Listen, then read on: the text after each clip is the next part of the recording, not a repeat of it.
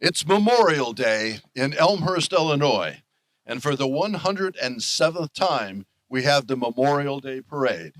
I'm Ken Bartels with the Community Bank of Elmhurst.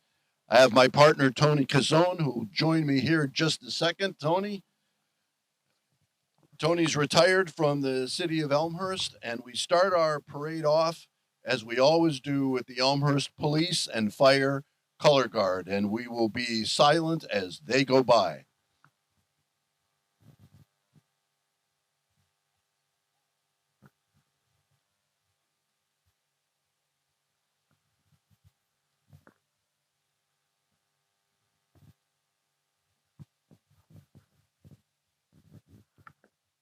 Color Guard is followed by Chief Richard Duforth and the Elmhurst Fire Department, waving away.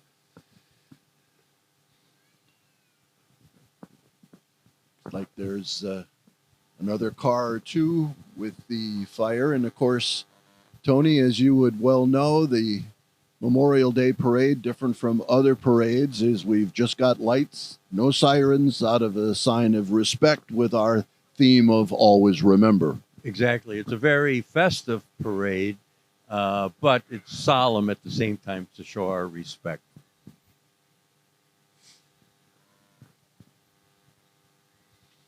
We have the fire department continuing to go by, the Elmhurst Fire Department, once again with lights.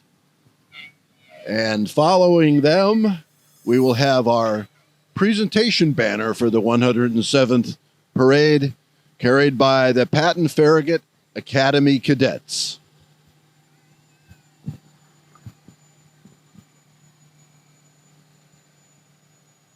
Very impressive unit, those cadets. On a beautiful, sunny, but chilly day today, Ken. Here's our 2025 Grand Marshal. Tony, you want to take us through him just a little bit? Our Grand Marshal, Sergeant Richard Duzinskas, U.S. Army Cavalry Scout Operation Iraqi. This is him on the vehicle, by the way. This is his vehicle. It's I had it right here. It's a Cam Spider that he designed, actually. He's got an entourage with him with a couple of other cycles and a Marine Humvee type material or vehicle, rather.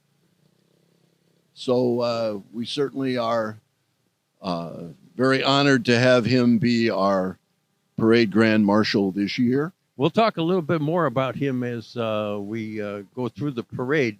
He has a very, very interesting background and what he went through during the war. He's a two-time Purple Heart recipient, and he was in Operation Iraqi Freedom.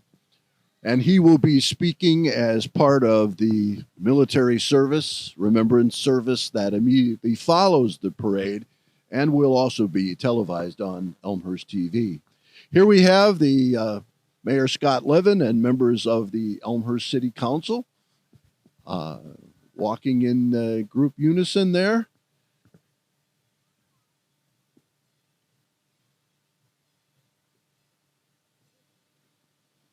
Everybody walking at a pretty good brisk rate clip this morning. Moving right along. Here comes our trolley, Ken, the Explore Elmhurst trolley, and that'll be starting up May 30th. Honor Flight Chicago went by in the meantime. The trolley starts and goes through the summer. Actually, goes until the September 13th. Elmhurst Craft Beer Fest this year. Their 10th Beer Fest on the 13th of September, and the trolley will run through then. Craft Beer Fest is that's gotten to be a very popular event. Very well attended, very well run, and you do a great job with that, Ken, helping and working with all the others there. Well, the Elmhurst Heritage Foundation puts on the Craft Beer Fest, and they've been doing it long enough that they know exactly what they're doing. And I can hear in the distance our first of 8 musical units in the parade today, and that's the Chicago Highland Pipes and Drums, and they're still about a half a block off. And when they come by, we'll let you hear them. But in the meantime, we're here in Wilder Park for the 107th Memorial Day Parade. Tony and I are sitting across from the reviewing stand, and just in a few minutes, the cars with the military representatives will be coming by, and then those representatives take the stage and are in fact part of a formal reviewing group from that point on. I'd like to also mention this morning's parade is Explore Elmhurst on behalf of the city of Elmhurst in cooperation with the Elmhurst Veterans Commission and the American Legion THB Post 187, and the Elmhurst Park District is proudly presenting our 107th annual Memorial Day Parade. And this parade is completely organized by the city of Elmhurst and a parade planning committee that's been meeting for the last several months under the direction of business development manager Heather Barakas. And it's a departure. The Chamber of Commerce had organized the previous parades for 25 or 30 years. I'm not even sure how long they did it, but they stepped away this year, and the city has taken on the parade. Yeah, Ralph Picciano and John Quigley were co-chairs of the parade, like you said, Ken, working with the Park District and the city, and did it for many, many years. But as I was looking through the lineup, I think we're actually going to see Ralph this time as a veteran in one of the vehicles. So that'll be nice. Well, we'll look forward to that. So at this point, we will step away and just let you listen and watch the Chicago Highlanders Pipes and Drums.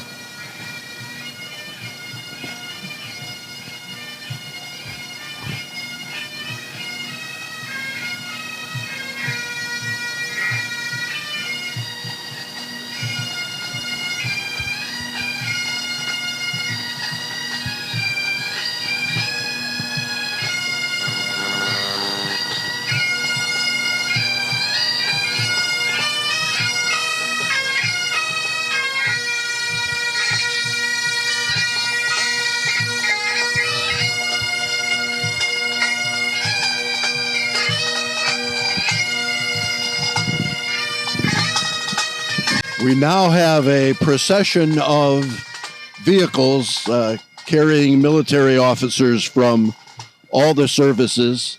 And Tony, you want to take us through those? Sure. The U.S. Army is with Colonel Robert F. Brackey, Captain Laurie Tompos, Captain Stephen Tompos, Sergeant First Class William Shanklin, Specialist 5 Ralph Picciano.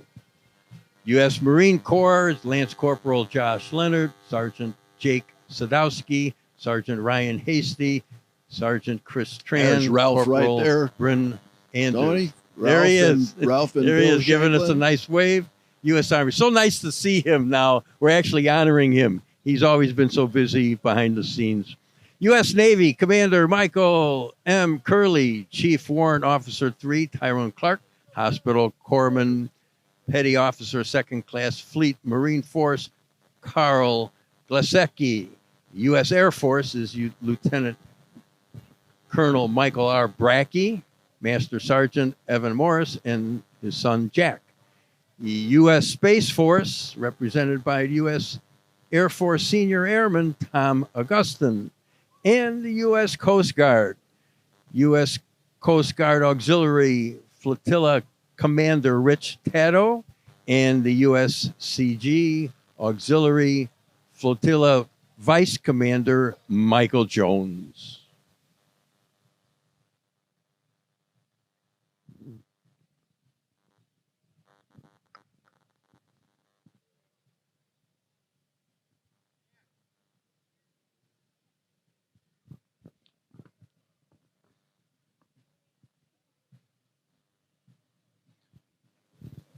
Revolutionary War sign carried by Cub Scout Pack number 14.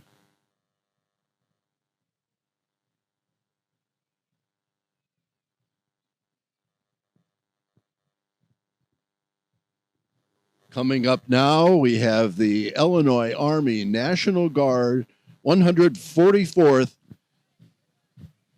Transportation Company Drill Team.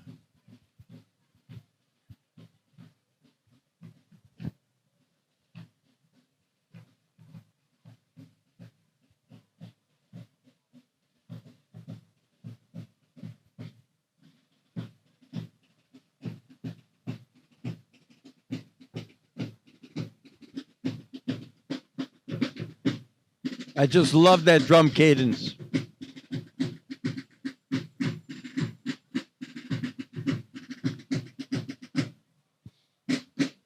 Well, we can still hear the drum cadence, but we're looking at the Oak Brook Fire Department, and we always like to. It's great to have the representatives from communities around Elmhurst that take advantage of participating in the parade. We want to thank Chief Kevin Fleege from the Oak Brook Fire Department.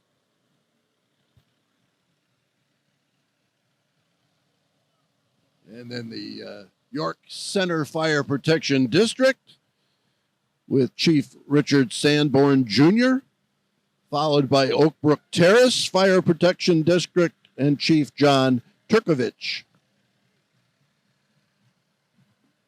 Again, as we mentioned earlier, no sirens, just lights, as our parade is solemn, showing respect for our veterans and those that paid the ultimate sacrifice. As we remember them this Memorial Day. Boy Scout Troop 1117 or 117B rather, and 117G and Crew 711 with the War of 1812 and the Mexican-American War and Civil War signs.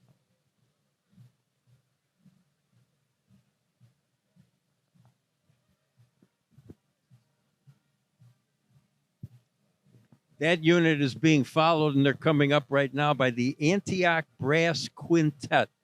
This unit has been with us for years and years at our parade, and they also perform at the Veterans Memorial that will take place right after the parade.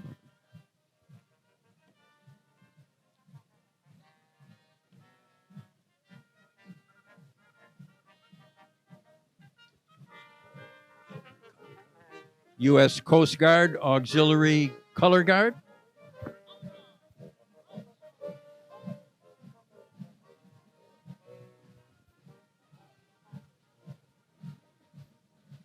The DuPage Mud Dogs of the American Legion baseball team went by. Now we have the Patton Academy Farragut Career Academy JROTC Drill and Drums team, and we'll listen to them.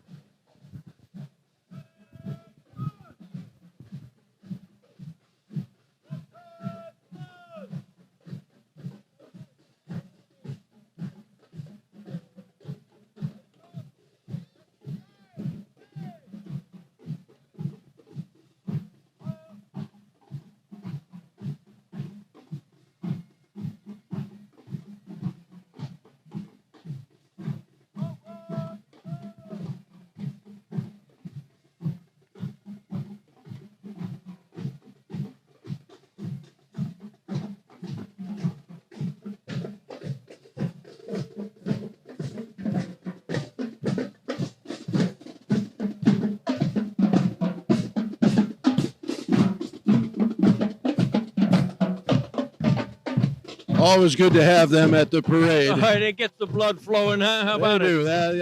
That's a really great group. This is the Melrose Park Army Recruiting Station. We got some vehicles representing them. Several vehicles. Here, yeah.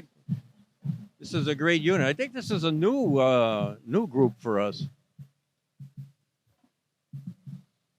Well, military police vehicles and classic Army green.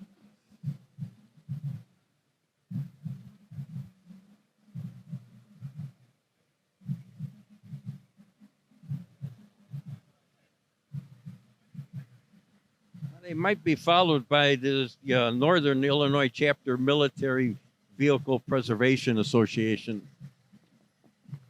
Yeah, that's probably what this group is. Yeah. Now that we see that, every once in a while, we'll get surprised with the parade order, but that's part of the greatness fun. about a parade. Yes, Yeah. absolutely.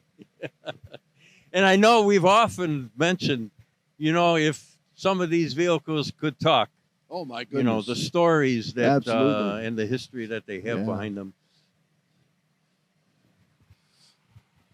The military representatives are now all on stage and presenting hand salutes as the various colors go by, and some of these military vehicles go by. So it's kind of a special moment when the officers and representatives of the branches of the military get up on the reviewing platform. I think it's an unusual. You don't see that at a lot of parades anymore, and I think it's a great tradition.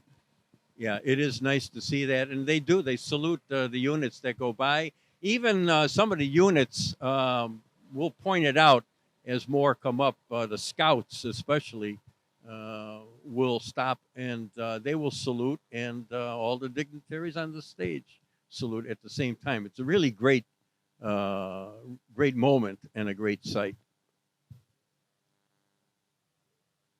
The representative of the USO coming into play.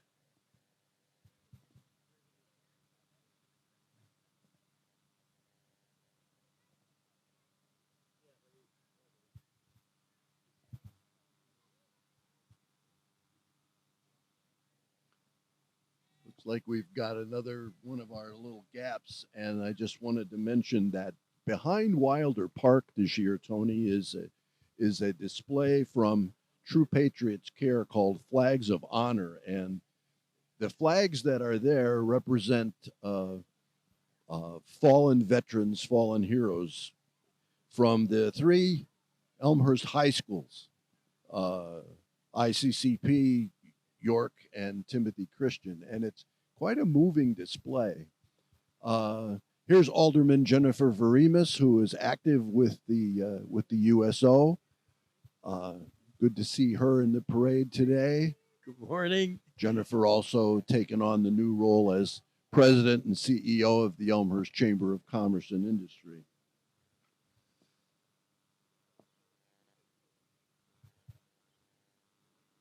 You mentioned that flag display. That's Jerry Christopherson and True Patriots Care, I believe, that Yes, it is. puts that up. And you're right, Ken. It's a very moving display. If any of our viewers get a chance while it's still up, you should take a look at that. And here is, right on cue, here is the Elmhurst Chamber of Commerce and Industry. Longtime organizers of the parade and now part of the parade. So it's good to see them. 77 units in the parade this year, Tony. It's still down from pre-COVID years, but starting to come back up again. Yeah, there's a few more units than we had last year. Steadily, it is coming up. We used to have upwards of 90, maybe 94, 95 units. So it's nice to see a slow but a steady recovery. You mentioned it is a nice, sunny, beautiful day, a little on the chilly side, but it isn't hampering attendance at the parade in any manner. No, Elmhurst is out here. Elmhurst loves parades, and especially this parade, Memorial Day, the unofficial start of summer. Everybody wants to be out here, and many of them are dressed for summer. I don't know how they're doing it, but they've got their shorts on and whatnot. And the Daughters of the American Revolution. Happy to have them with us again this year.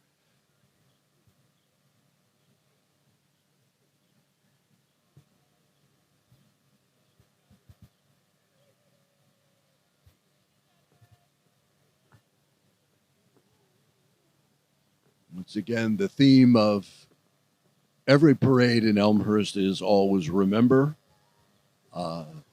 As we remember and recall military personnel who have made the ultimate sacrifice. Yeah, this is on this day, many of the networks, the TV networks, they show the old movies and the war movies and whatnot. And, you know, we just try to emphasize for those that really don't realize the cost of our freedom. It's not free. There was a cost to it. There is still a cost. And we remember those that gave the ultimate sacrifice so that we do enjoy our freedom today and show our respect for all of our veterans for serving. It's the Elmhurst Heritage Foundation, the fundraising organization that supports our very popular and impressive Elmhurst History Museum. So they're represented here in the parade. They've got a lot going on. Of course, they have their very popular beer festival coming up later in September, and they just built a brand new stage. There's a performance space. They're going to dedicate that on June the 6th at a ceremony there. District 205 officials are walking by right now. And behind them, you can begin to hear the York Community High School Marching Dukes Band, and we'll go ahead and listen to them.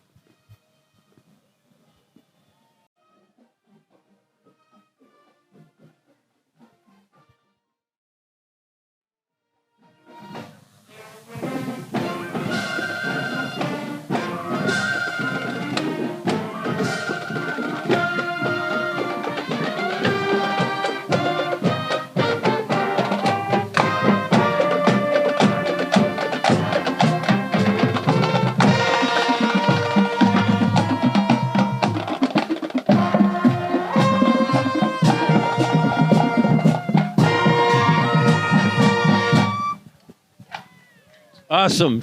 Just totally awesome. It's always so much fun. The Dukes get to wear red on the Memorial Day. How about that? Shed the green for just a little bit. Very good. That was impressive. Good job. Representatives of the Elmhurst Park District. Park District, of course, at the beginning stages of several construction projects coming on the heels of their approved referendum. Some really major new things coming. And the dog park's about ready to open too, I understand. Yeah, exactly. Jim Rogers, their executive director, does a really great job. I personally worked with Jim when I was working with the city on projects, and Angela Ferrantino. Who just walked by on camera. So she is right on cue. Great. She's great to work with.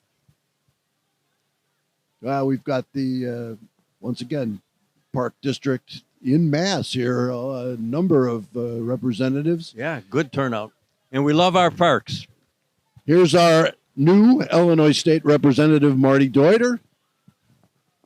Was an alderman in Elmhurst for many, many years, and now she's representing us down in Springfield, and we certainly are happy to see her.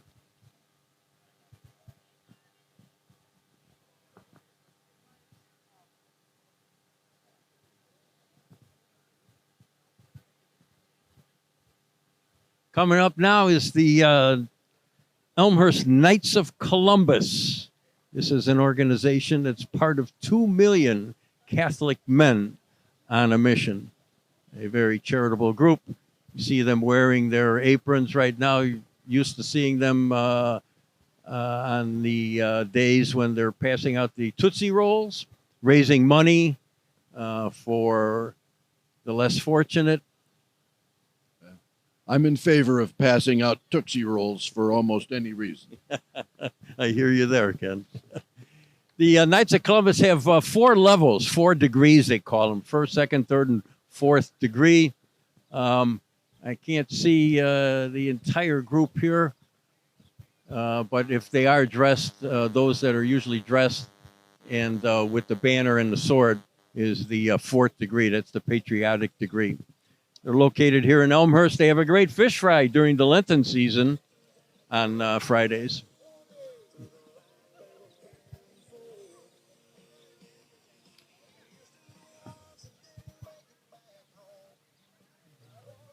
The Girl Scouts of Greater Chicago and Northwest Indiana are carrying the Spanish-American War sign this year.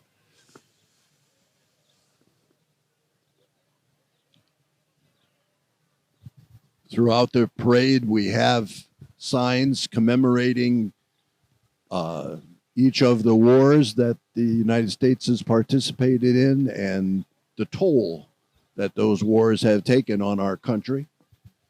As part of our Always Remember, here's Cindy Cronin Cahill.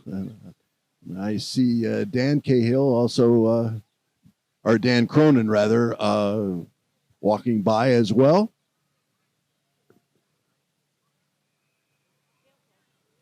Dan Cronin being a former state representative, state senator some years back, and before being involved with the county board. Former president of DuPage County That too. as well. Here's an interesting group, Ken. League of Enchantment. Yes, League of Enchantment. Yes.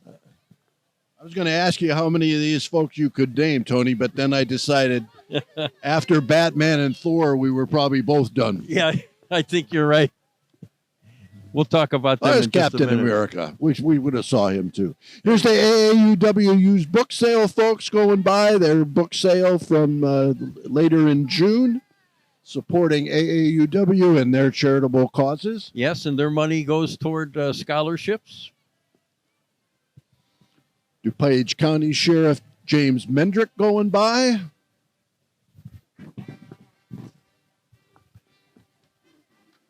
And then the Merry Marchers Band. We welcome them. Another unit that was new to us just a couple of years ago, Yeah. and they're back. They need to Merry Marchers Band on a flatbed truck. I'm not sure how that works exactly, but it's okay. They just got out of the picture, but in the front, one of the trombone players is the trombone player for Lake Effect. Oh, my. It's the Rotary Club of Elmhurst going by with some classic vehicles donated by Frank Troost and some others. Rotary provides scholarship funds, and some of the scholarship recipients are in these cars. City View Community Church, very active new community church. At the corner of St. Charles and York in Elmhurst. Yep.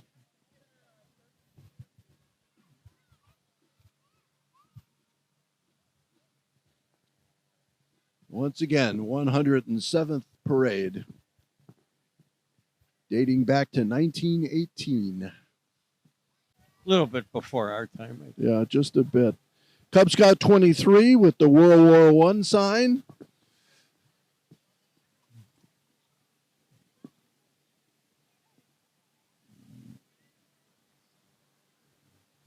And the YMCA of Metro Chicago. YMCA has been around for years and years in Elmhurst, still providing services for its members. I remember years ago, Ken, they used to have dances at the Y, where the ice rink is. Dex Card was a very popular disc jockey on WLS. We are dating ourselves here, my friend. Yeah, we are. Dex Card. The next thing you know, you're going to be telling me about Dick Biondi and Dick Biondi, I used to know also. Uh-huh. Dick Biondi used to be here when we used to do Cool Cars. Yes. Under the Yes, he under the did. stars. Yes, he would be was. here. Yeah. World War II sign, Cub Scout Pack 24, also carrying the Korean War sign. I say this every year, but I'm going to say it again. It's a great opportunity, this parade. The kids are out of school. The Cub Scouts, Girl Scouts, Brownies. Everybody gets experience of walking the parade. And it's not a short parade route. It's a good. There's the Elmhurst Lions Club. Lions Club, the Elmhurst Lions, they're dedicated to raising funds for the benefit of the local community. The Lions are dedicated to raising funds that benefit local children and adults with vision and hearing needs.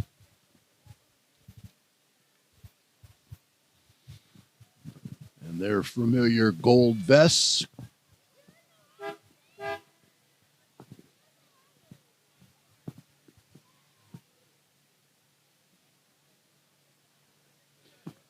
Elmhurst's newest business association, the Lake York Business Association, going up York Road, beyond North Avenue, and then Lake Street. It joins the Spring Road Business Association and the City Center, as well as the Chamber of Commerce, as a business association representing Elmhurst. Here's what I was talking about earlier. If you see in our picture, you see the salute going on with the kids and with the dignitaries on the stage. That is just totally awesome. Elmhurst Little Sentinels Adventure Club.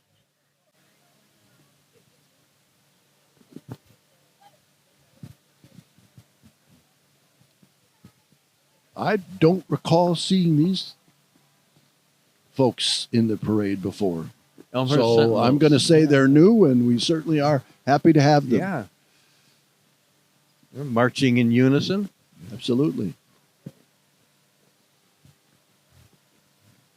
We're at about the 50 mark of 77, so this parade's moving right along.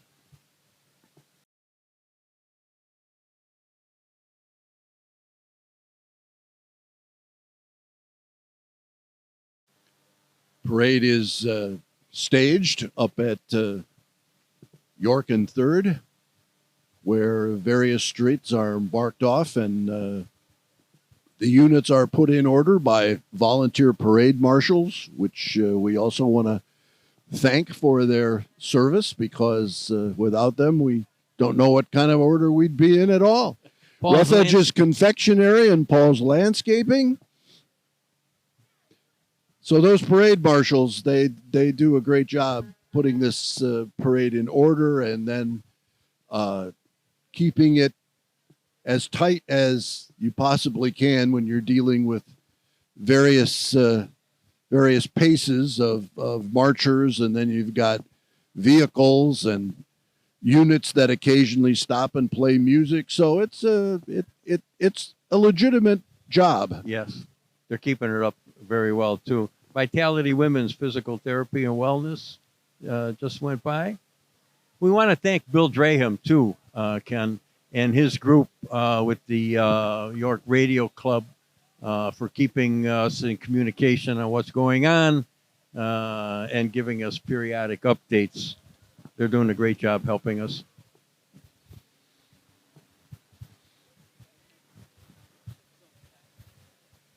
Well, and we also want to mention the Elmhurst Police Department in creating a safe atmosphere for the parade. In the kind of, unfortunately, in the kind of world that we live in right now, we've got to pay more attention to that, particularly at large public events like parades. The Elmhurst Police have done a great job of keeping us safe, and we certainly want to acknowledge that. I want to just let our viewers know about some of the events that are coming up in Elmhurst this summer. The Spring Road concerts in the park on Spring Road, right by Roberto's. That'll be taking place on Thursdays. We already mentioned the Elmhurst History Museum. We've got the York Theater, a very icon in Elmhurst, showing prime movies there. Of course, we've got the Elmhurst Parks. You can visit all of our parks. And the Elmhurst Farmers Market, that'll be starting up pretty soon. For the first time, the Dan Gibbons Twilight Trot will be taking place on May 31st. That's supporting 4 Elmhurst nonprofits for fighting hunger. And as we mentioned earlier, the Elmhurst History Museum and their new outdoor performance space, they will have an entire summer of entertainment of various types. Here's American Blue Taxis. American Taxi Dispatch, formerly. And Ken, we can hear the cadence coming up from our next marching unit. This is going to be the Elmhurst 205 Combined Middle Schools Marching Band. Here they come. And notice everybody that was seated, they're all standing.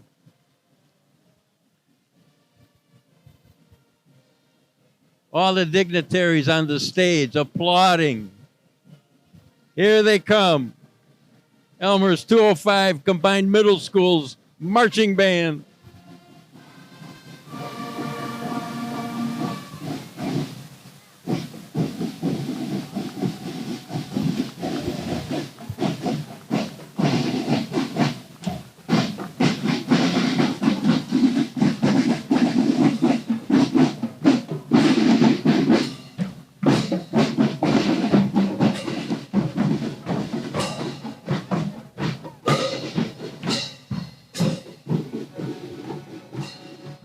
Well, I tell you, if I had my pair of sticks with me, I'd almost want to jump up and go right in there with them. I was going to say, you fit right in with that group. They're doing a great job. They call that truck a rotator.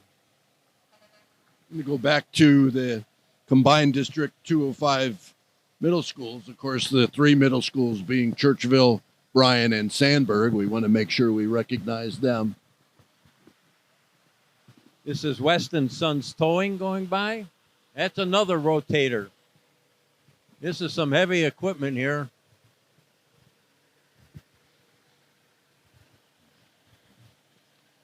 That thing looks too new to actually do anything, but I'm sure that's just, they keep those up. Those are big machines. Yeah, that's heavy duty.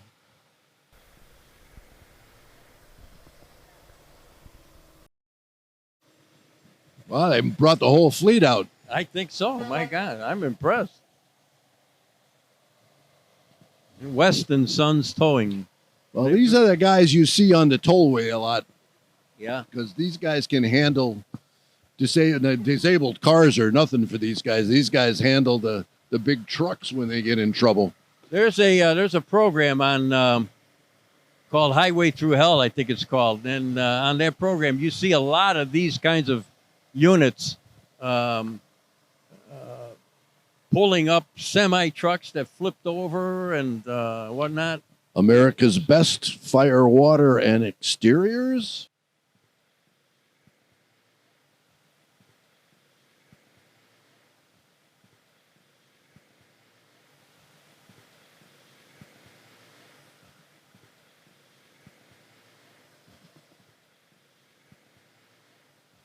Representatives of St. Peter's United Church of Christ, just across the park here. And they are being followed by the Elmhurst Bicycle Club. You know, we mentioned earlier about the Cycling Classic coming up on June 7th. I'm just amazed at the speed that they hit when they come, especially when they come around the turns. Very impressive. Elmhurst Bicycle Club.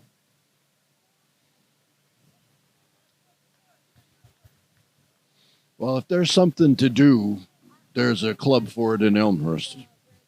Cub Scout Pack 26 with the Vietnam and Persian Gulf War signs. We're now getting to the modern era. Vietnam War, 1961 to 1975. So we're into the 70s and very quickly then into the 90s as well. Chiefs Hockey Club.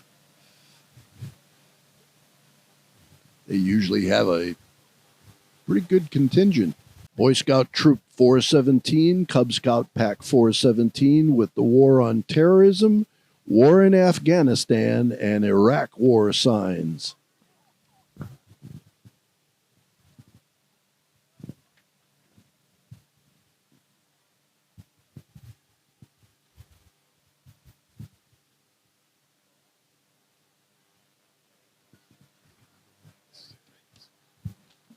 It's great to have the various scouting organizations involved with the parade in this meaningful fashion, and they get to get out and not only help the parade and acknowledge the community, but show patriotism and service as well. Yeah, it's good for the kids. It's a great experience. I was a Cub Scout and a Boy Scout years back.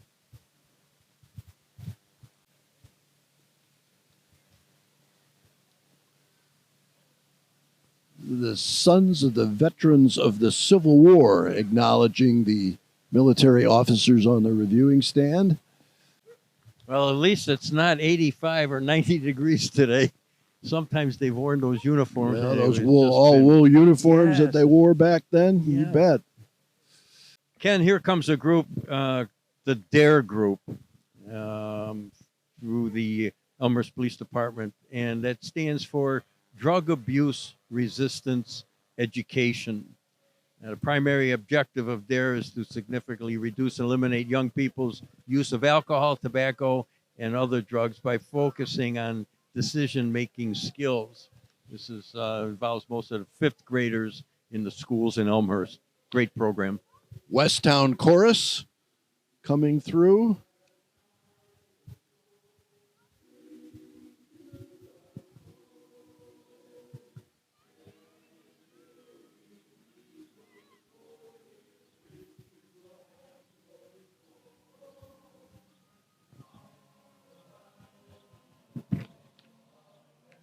And we have representatives from Superior Air Ground Ambulance Service. The history of ambulance service in this area with Superior, with obviously a vintage ambulance to say the least. That almost looks like the one that was in Ghostbusters.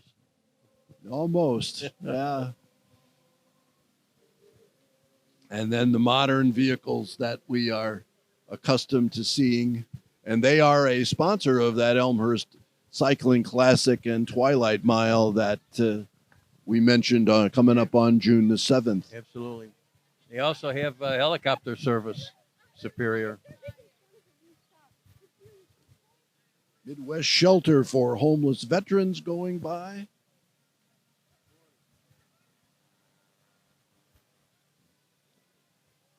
They are also participating as part of that Elmhurst Cycling Classic.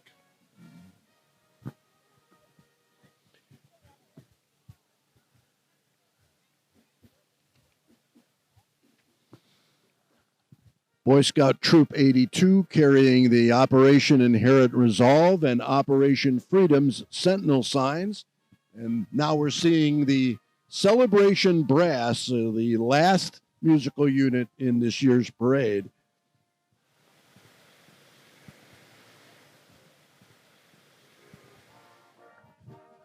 Tony, we're coming up on the last couple of units, and I want to mention again the immediately following the parade, the military ceremony takes place at the Veterans Memorial here in Wilder Park.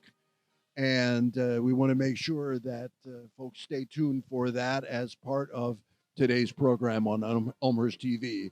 And we certainly want to thank the Elmhurst TV crew as well. But this parade, with the passage of the Elmhurst Chicago Stone Company cement mixer, the oldest business in Elmhurst, the last group to come by in the parade is a very special one. And that, of course, is the Kiwanis Club of Elmhurst and City of Elmhurst staff carrying the gigantic flag. And we're seeing that now, and they're about to flutter it in front of the reviewing stand.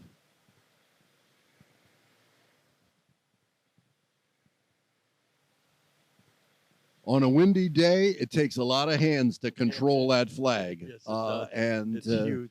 We're delighted that we had all those hands, and they did a great job. And street cleaner team comes by, which is the absolute end of the parade.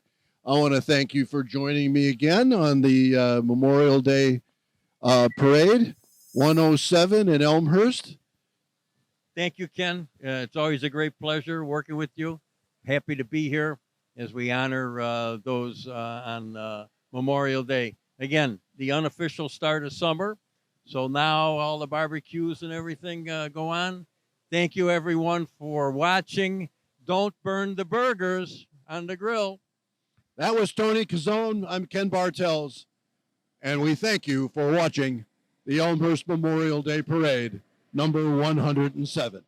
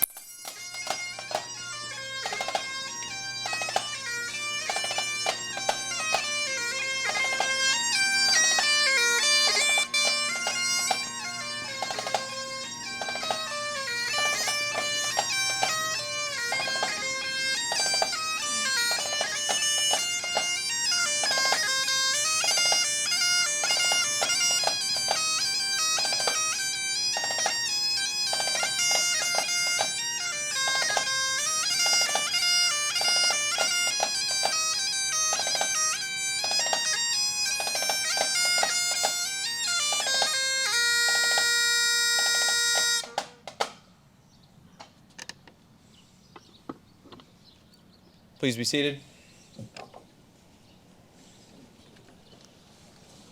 I want to thank you all for test. Can everybody hear me? Okay. I want to thank you for being here today.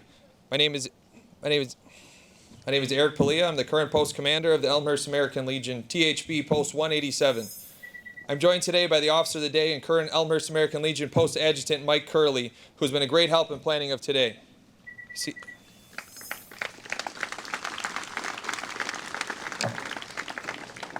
I also want to thank our American Legion Honor Guard who are here with us today to my right, and all of our military officers and NCOs seated in the front row who are willing to ride in the vehicles you saw in the parade. If you can, will you please stand and be recognized?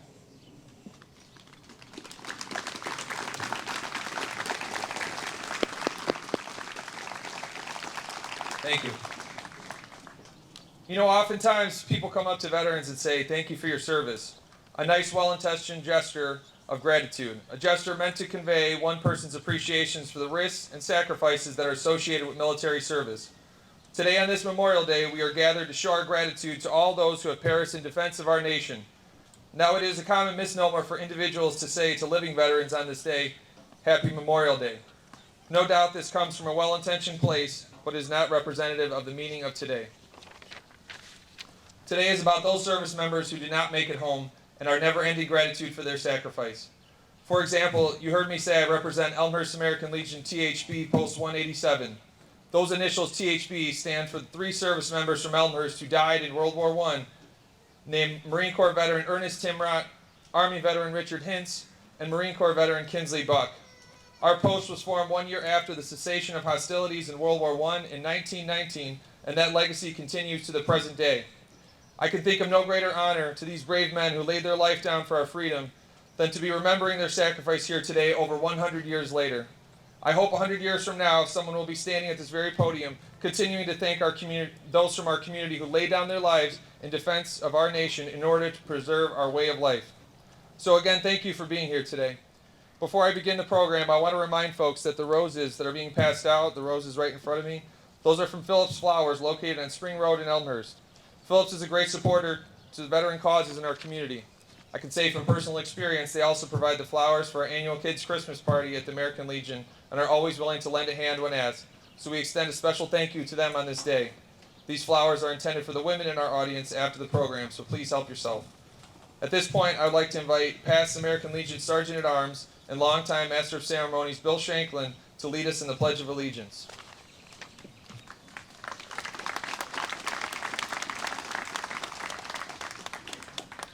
Please stand. I pledge allegiance to the flag of the United States of America and to the republic for which it stands, one nation, under God, indivisible, with liberty and justice for all. Thank you, Bill. I would like to invite Paige Brooke to the podium to sing the national anthem.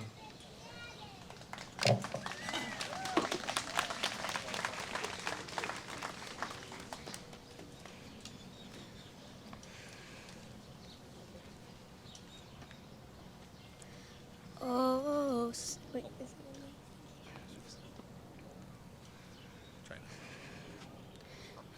Oh, say, can you see by the dawn's early light what so proudly we hailed at the twilight's last gleaming, whose broad stripes and bright stars through the perilous fights o'er the ramparts we watched were so gallantly streaming, and the rocket's red glare, the bombs bursting in air, gave proof through the night that our flag was still there.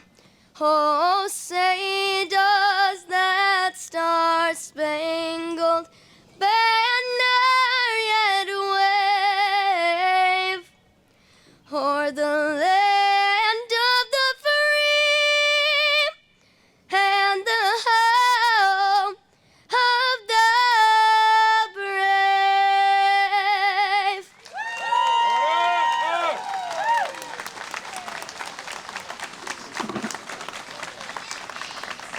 Thank you, Paige. At this point, I would invite retired Brigadier General John Wendell of Elmhurst to lead us in our opening prayer.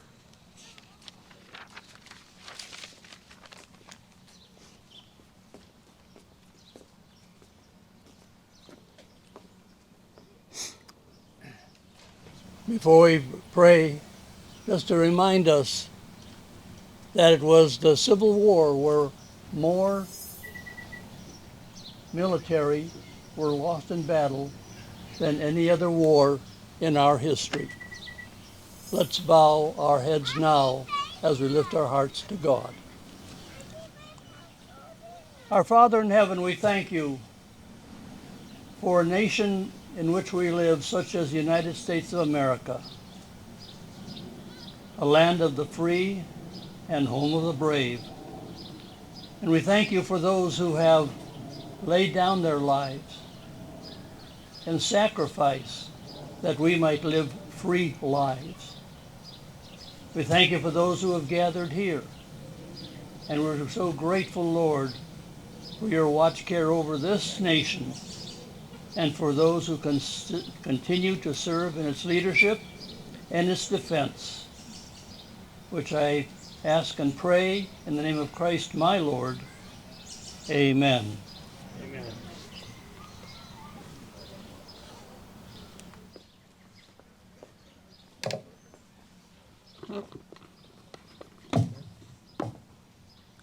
Okay. Thank you, General Wendell. I now invite my friend, Navy Academy graduate and Elmhurst resident Ted Ferguson and his son Eddie Ferguson, who is a current cadet at West Point, to the podium for a reading of the Gettysburg Address while the chorus of DuPage sings the Battle Hymn of the Republic. So Eddie's going to give a little explanation of why the Gettysburg Address was given, and then Ted's going to read the address itself.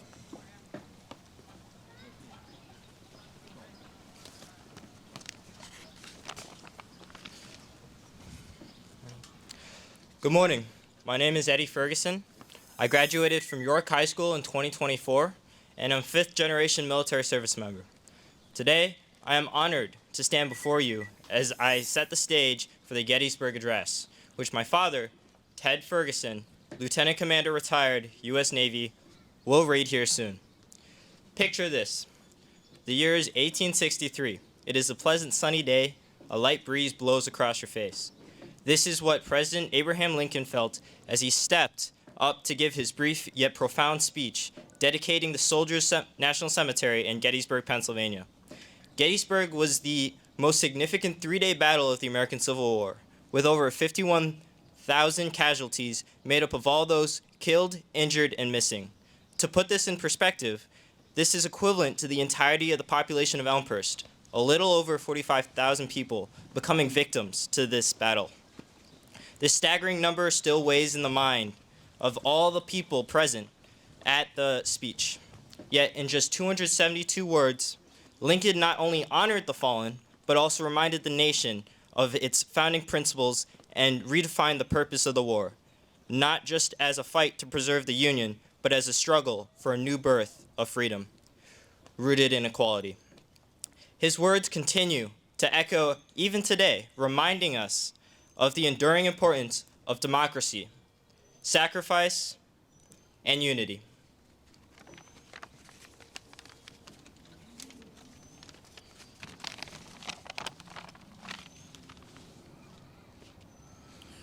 Fourscore and 7 years ago, our fathers brought forth on this continent a new nation, conceived in liberty and dedicated to the proportion that all men are created equal. Now we are engaged in a great civil war, testing whether that nation or any nation so conceived and so dedicated can endure. We are met on a great battlefield of that war. We have come to dedicate a portion of that field as a final resting place for those who gave their lives that that nation might live. It is altogether fitting and proper that we should do this. But in a larger sense, we cannot dedicate, we cannot consecrate, we cannot hallow this ground. The brave men, living and dead, who struggled here, have consecrated it, far above our poor power to add or detract. The world will little note nor long remember what we say here, but it can never forget what they did here.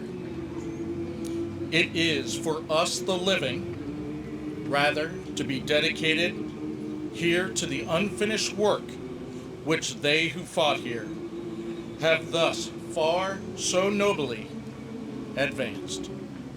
It is rather for us to be here dedicated to this great task remaining before us, that from these honored dead we take increased devotion to that cause for which they gave the last full measure of devotion, that we here highly resolve that these dead shall not have died in vain, that this nation under God shall have a new birth of freedom, and that government of the people, by the people, and for the people shall not perish from this earth.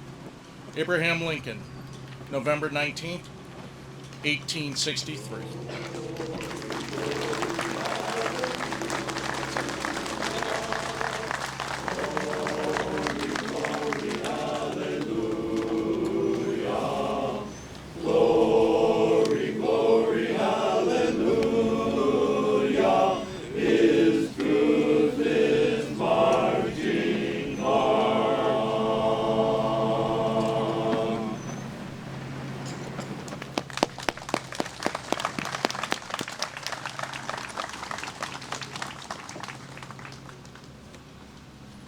Thank you, Ted, Eddie. Chorus of DuPage. Job well done. At this point, I would like to invite Army Veteran and Elmhurst Veterans Commission Chairman Ralph Picciano to the podium for a special recognition.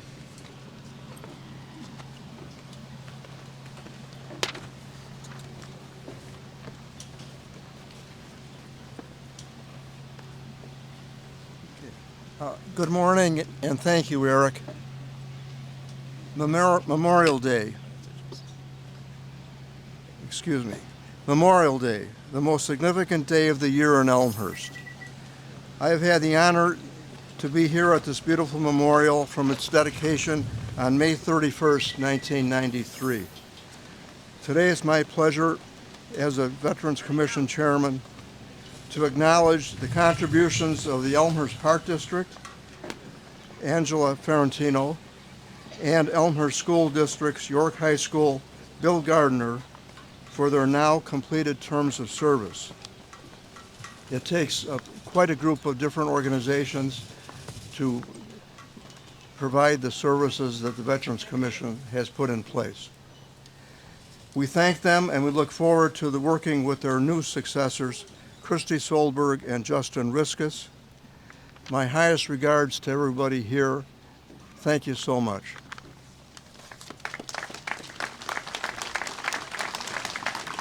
Thanks, Ralph. Honor Guard, take your post.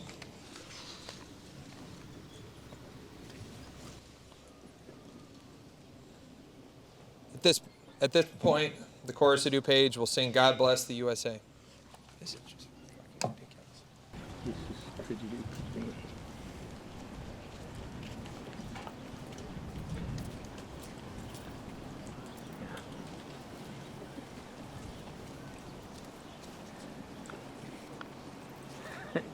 There you go, there you go.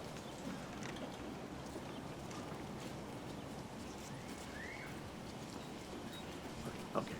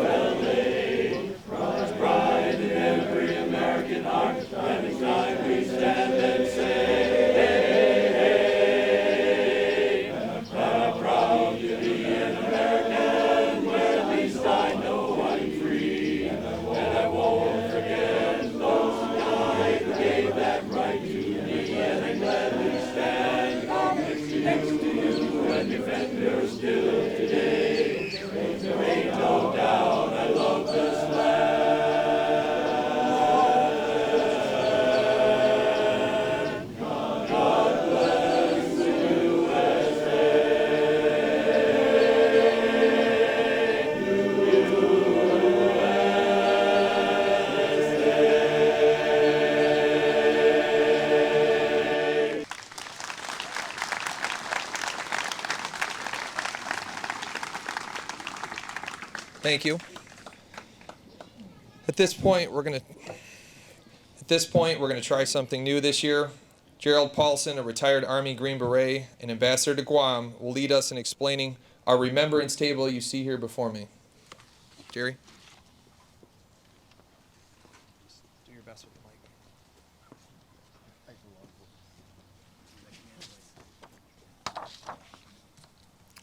You may have noticed a small table in a place of honor.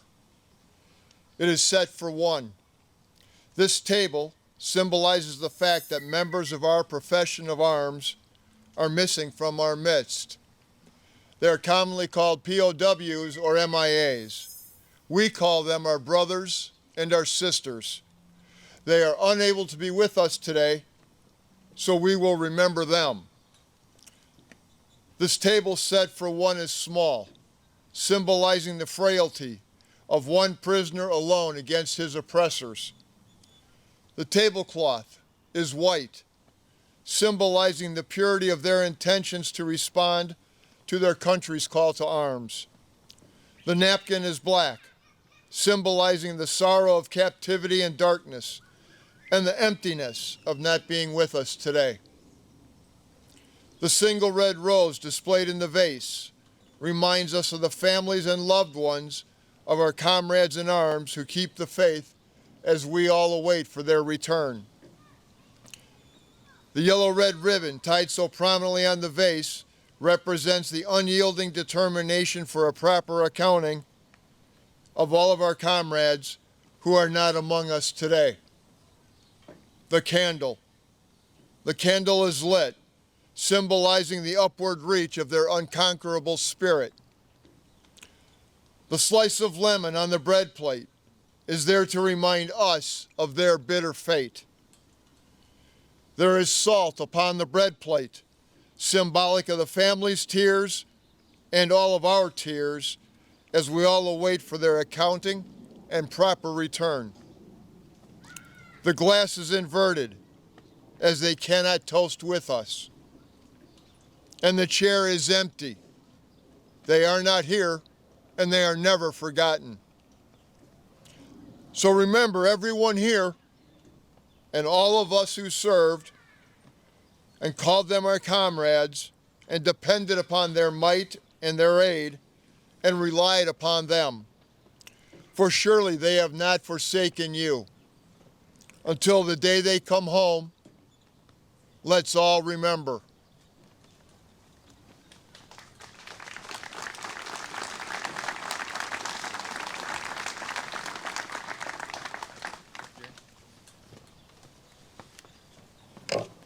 Thank you, Jerry.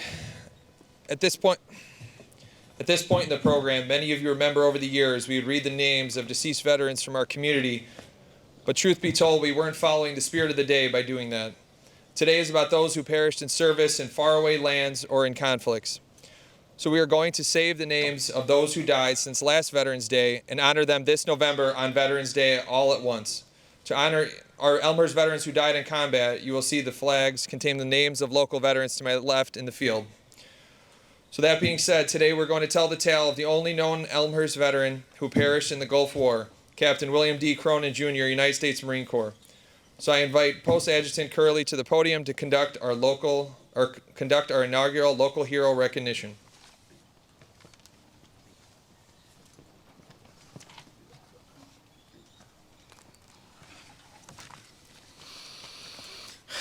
Thank you, Command Sergeant Major Paulson. Thank you for being here and being able to explain. Hello. Explain.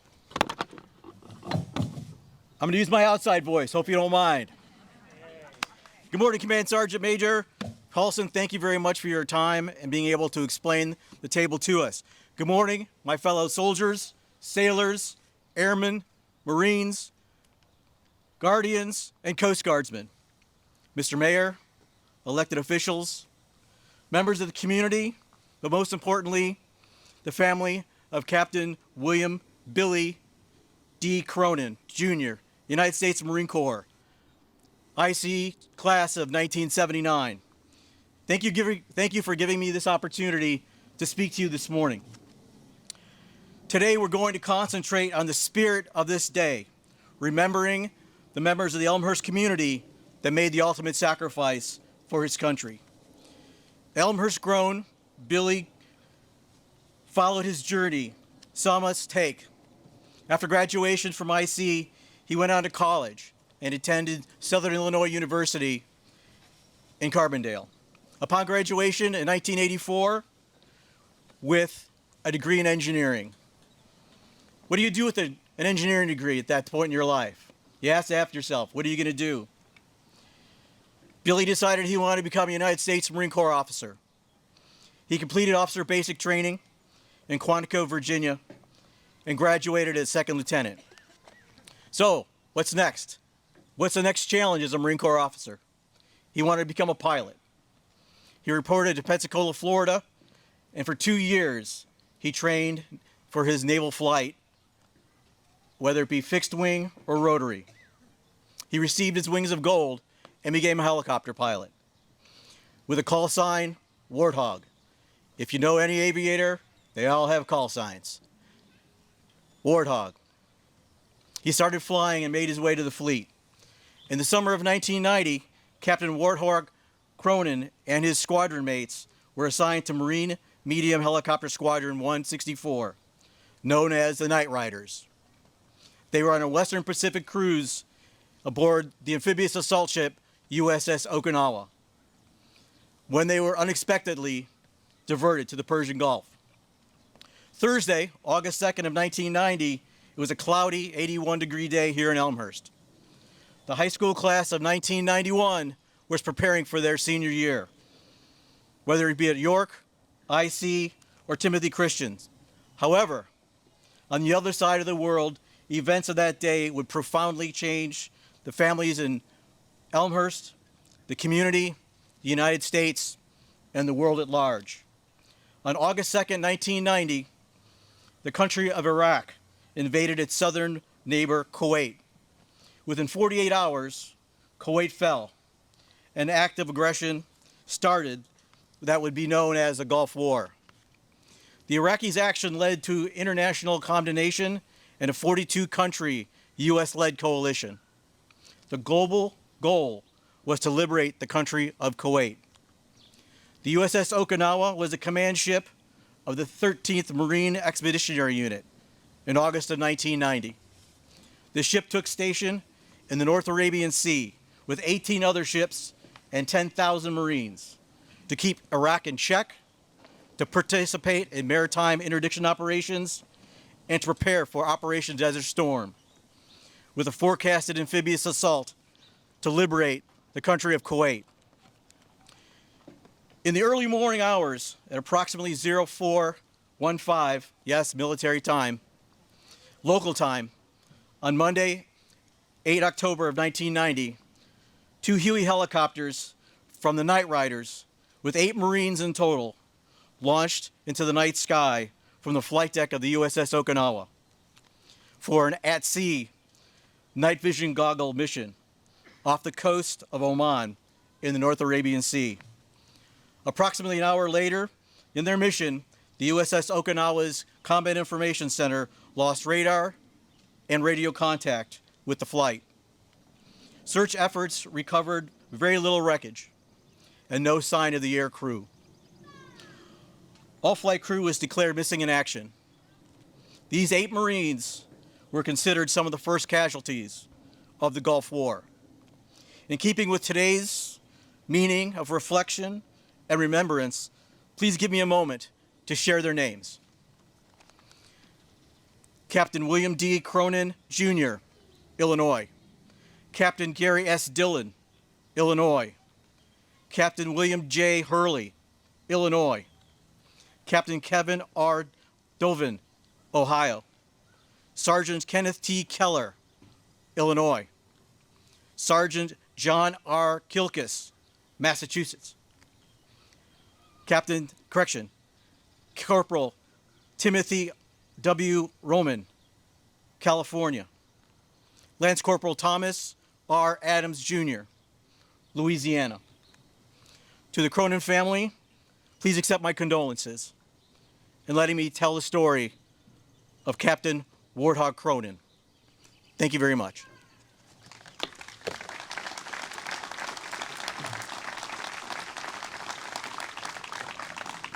Rifle squad, fire a 3-round volley.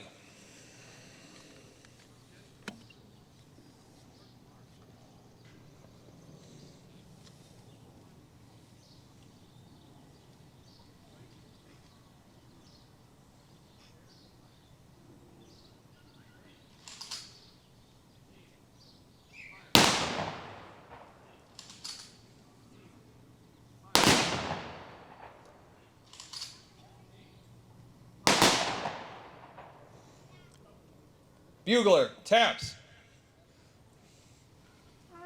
Present arms.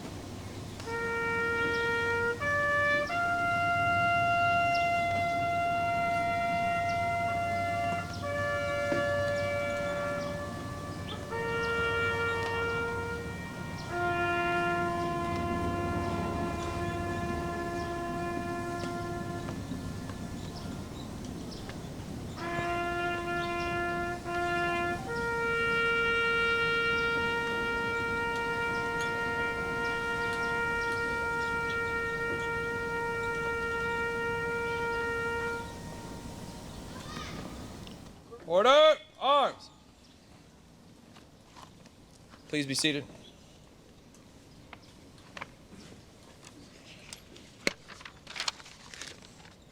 Dismiss the rifle squad.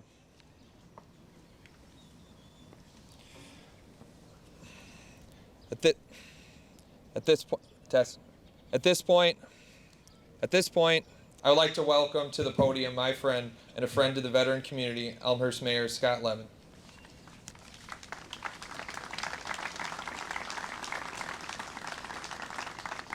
Good luck with the microphone. Thank you. Good morning, everyone, and thank you all for coming out on this Memorial Day. We're here today not in celebration, but in observance of Memorial Day. Many civilians failed to distinguish between Armed Forces Day, which honors those who are currently in the service, and Veterans Day, which honors those who previously served, and Memorial Day, which is a most solemn day.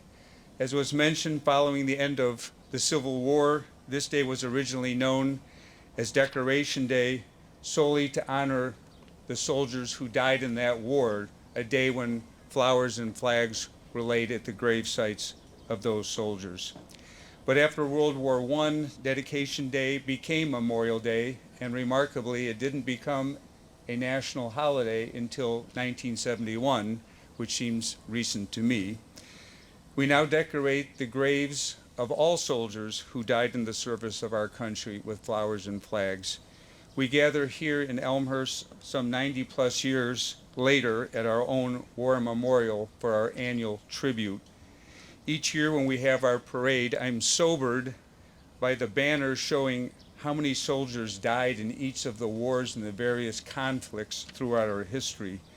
Most were very much protecting our freedom, but all were doing what the country asked of them, to serve, to go into harm's way. In particular, we honor those soldiers for Elmhurst who paid the ultimate price. And you heard the story of the THB initials for our Legion, and you heard a presentation today. One of our local businessmen, Dave Keneally, called me, told me, this was 7 years ago, that his son had died while serving in Afghanistan. And former Alderman Jan Vanek's son, Joe Vanek, died in his third tour of duty in Operation Freedom in Iraq, shot by small arms fire. So these bring home these tales of who is serving our country and protecting us it's people from everywhere in our country, including here in Elmhurst. Joe was a York graduate, and many people knew him. So today has special meaning for the families of those here in Elmhurst. I have a quote from Ronald Reagan that I think is fitting for today. Freedom is never more than one generation away from extinction. We did not pass it to our children through our bloodstream. It must be fought for and protected and handed on to them to do the same, or one day we will spend our sunset years telling our children and our children's children what it once was like in the United States to live in a free country. As we gather with our families today on this beautiful day, let us remember and never forget and be always grateful for the ultimate sacrifice made by those who served and protected our country. I really appreciate that you have come out to remember them. Thank you.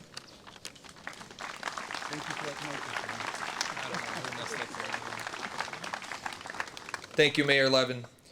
At this point, I would welcome our Grand Marshal, Army veteran of the war in Iraq, Purple Heart recipient, Richard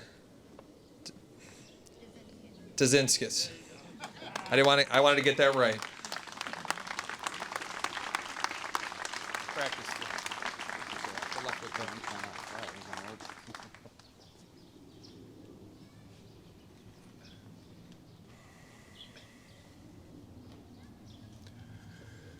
Good morning, everyone. Thank you for being here today. It's an honor to stand before you, not just as a veteran, but as someone who has had the privilege of serving alongside some of the finest people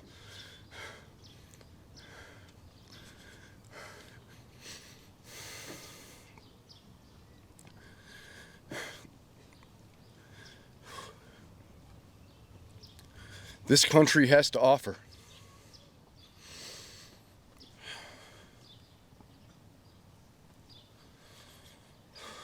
And has ever known.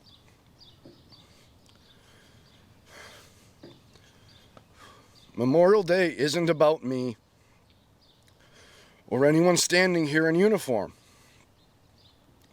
It's about those who never got the chance to come home. Those who gave everything, not for recognition or reward, but because they believed in something greater than themselves. Some of them were young, just like many of us were when we first raised our right hand. They had hopes, dreams, and families. They had plans for the future that were never realized, but their legacy lives on in the freedom we enjoy, in the communities we build, and in the quiet moments when we remember. For me, Memorial Day is personal.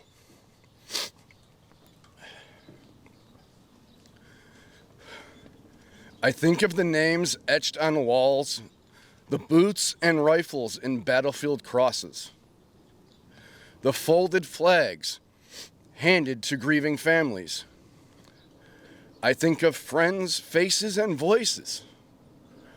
I'll never forget who taught me what courage, loyalty, and sacrifice truly mean. But today is not only about mourning their loss, it's about honoring their lives. We do that by remembering, by speaking their names, by supporting their families, and by striving to live lives worthy of their sacrifice. So as we gather with loved ones, enjoy the sunshine, or simply pause in silence, let's carry their memory with us.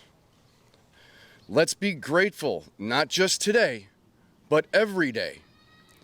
And let's commit ourselves to service, to compassion, and to unity, because those are the values they fought and died for. To all the fallen, we remember you. We honor you. And we will never forget you. In closing, I would like to challenge all of you today to give a donation to the Chicago Warriors ice hockey team. Some of my teammates are standing right over there. Before we go next weekend to Minnesota to compete against other veteran hockey teams from all over this great country of ours. You can donate on their website or in person so that we don't have to remember one of our players in future Memorial Days before their time on this earth should be completed. Thank you.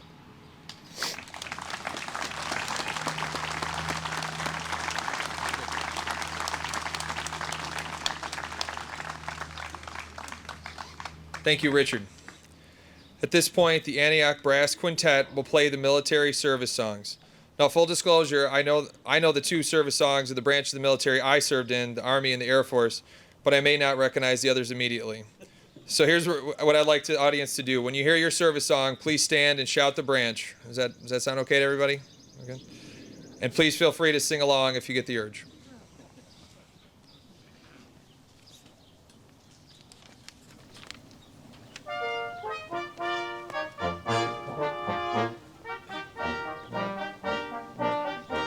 Army!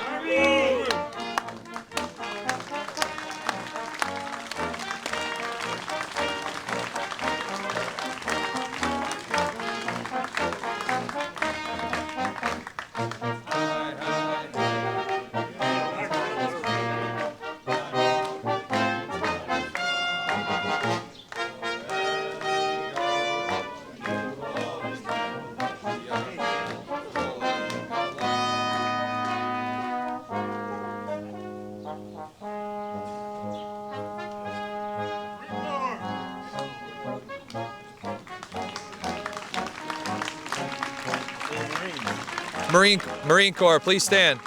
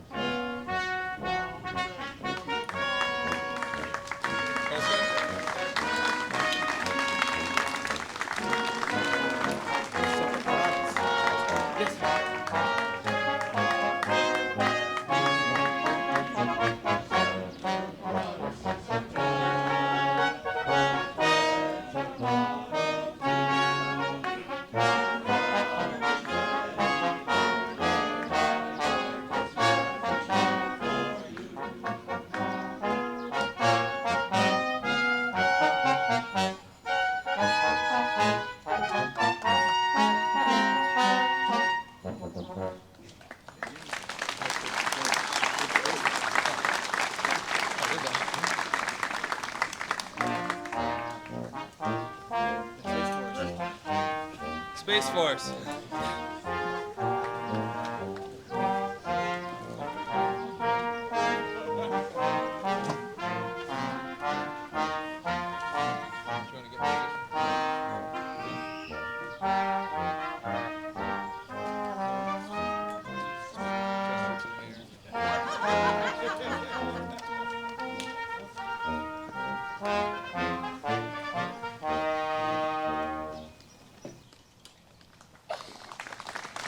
The last one was Space Force, in case you were wondering.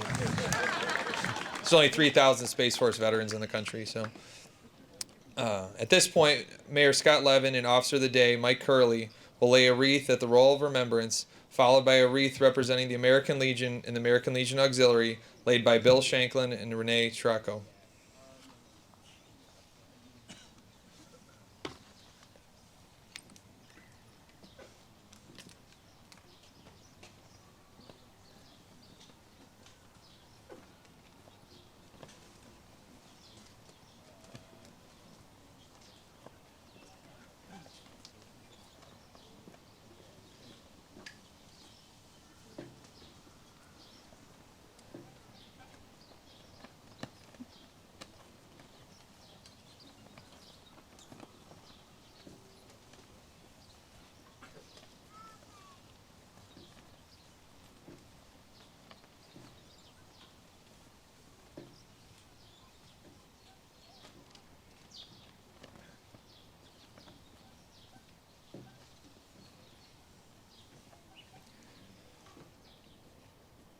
At this point, Mr. Costello from the Shannon Rovers Bagpiper will play Amazing Grace.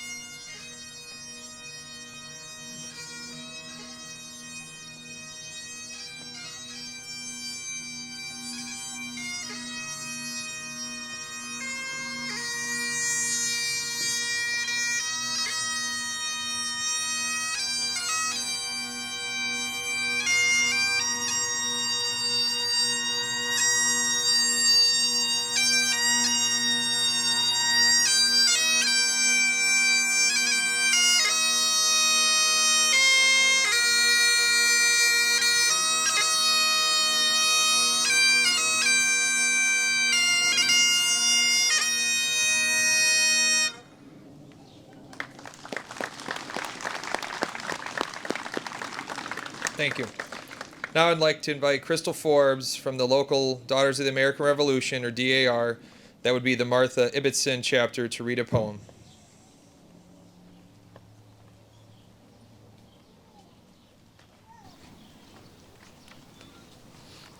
Good morning. The American's Creed was written by William Taylor Page, a longtime congressional employee. He wrote it in 1917 for a newspaper competition that sought to encourage duty towards America.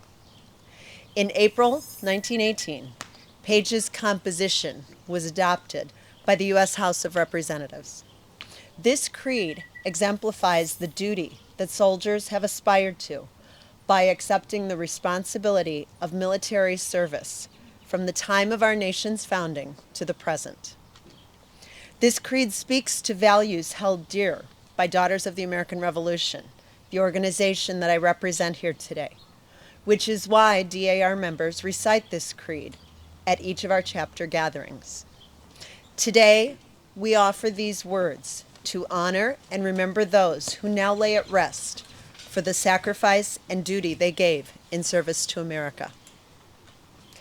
I believe in the United States of America as a government of the people, by the people, for the people, whose just powers are derived from the consent of the governed. A democracy and a republic, a sovereign nation of many sovereign states, a perfect union, one and inseparable. Established upon those principles of freedom, equality, justice, and humanity for which American patriots sacrificed their lives and fortunes. I therefore believe it is my duty to honor my country, to love it, to support its Constitution, to obey its laws, to respect its flag, and to defend it against all enemies. Thank you.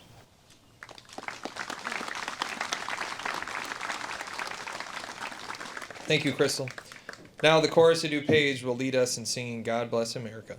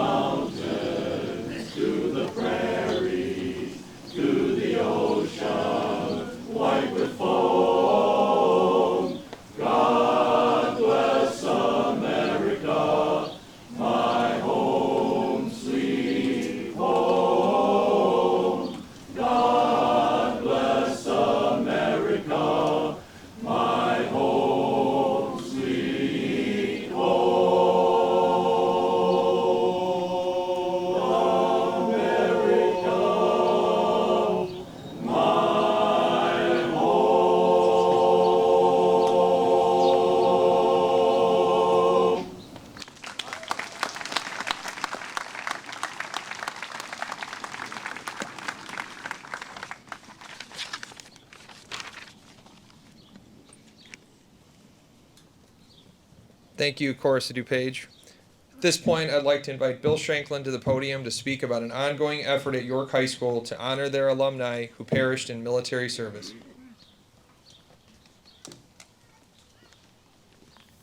Good morning.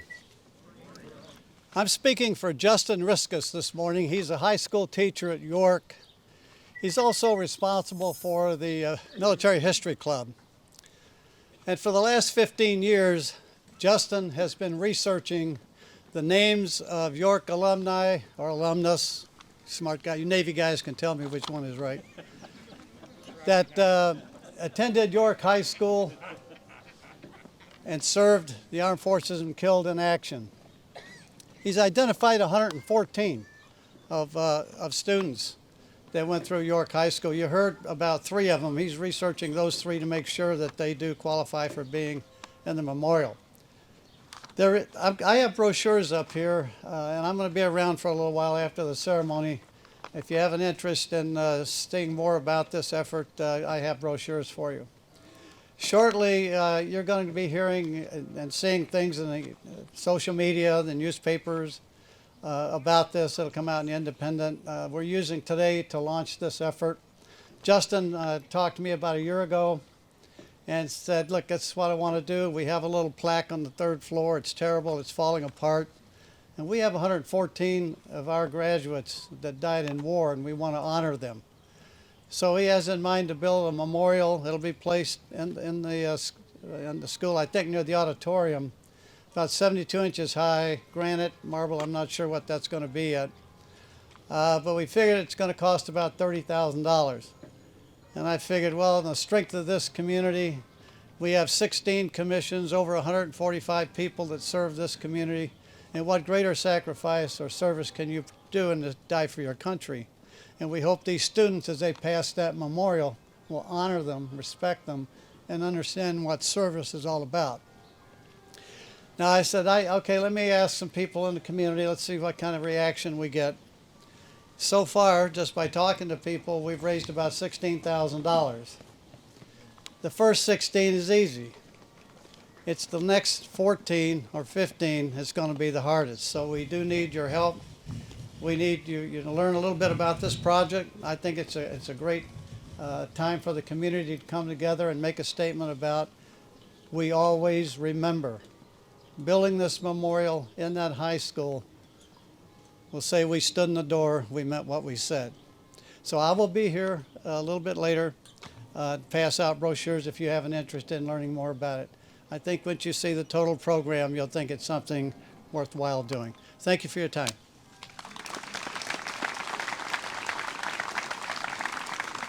Thank you, Bill. So there you have it, folks. We heard from a wide variety of people today, all reminding us of the service and sacrifice of so many great people. If I can just take a minute to thank everyone who made today possible. It may not seem like it, but planning this parade and ceremony is a very large undertaking, and it truly takes a village. Well, I mean, I guess it technically takes a city, since this is Elmhurst after all. In particular, Heather Barekas from the city of Elmhurst did a terrific job in planning this parade and all things involving today's events. She really was the glue that held us all together. Also, Mike Curley, our Officer of the Day, the Park District, all of our volunteers and commission members. Honestly, it's too many to name, so thank you again to all of you. I would also be remiss if I didn't thank my wife, Brianna, and who's here today watching our 3 small children, Teresa, Amelia, and John, while I was coordinating this program and events. As they say, happy wife, happy life. So now, before I invite General Wendell to do our benediction, I'd like to invite everyone here today to a luncheon at the Elmhurst American Legion, located at 310 West Butterfield Road, immediately following the ceremony. It will be catered by DeLeo's of Elmhurst, and it is of no cost to our community, but donations are encouraged. So I hope to see you down there. At this point, we would welcome General John Wendell to do our benediction.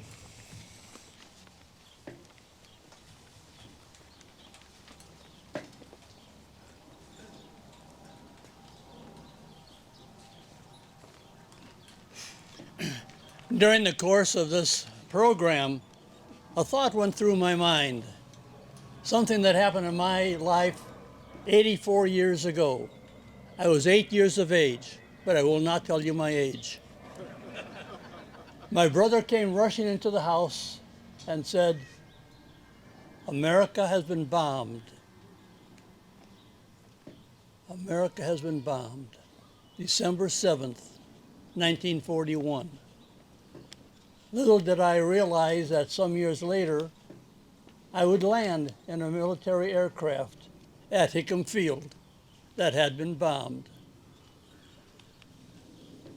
We owe so much to the few in terms of our total population, but a large number in actual total of lives given in sacrifice for our nation.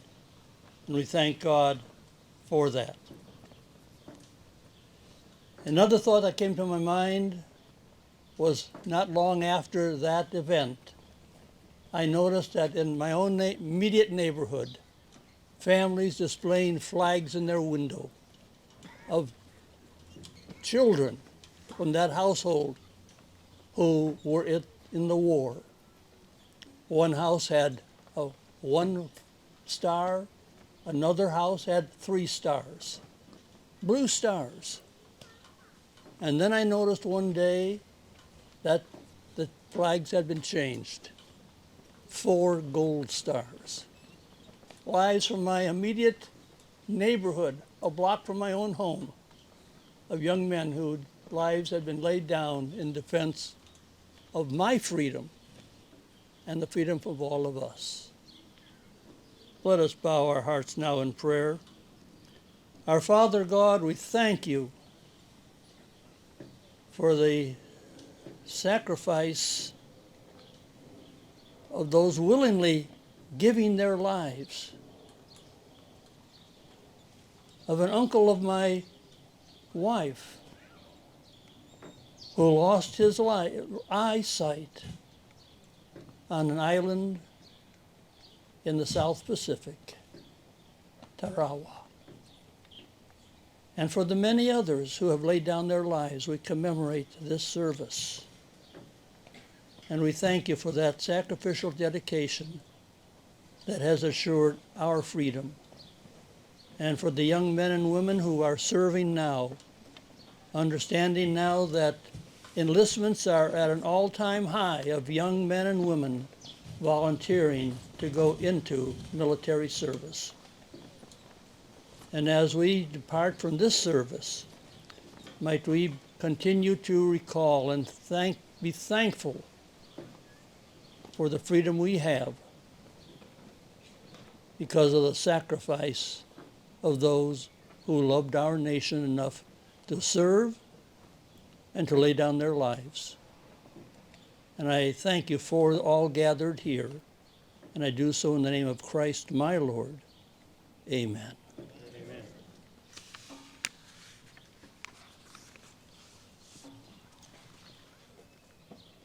Please remain standing while we retire the colors. Retire the colors.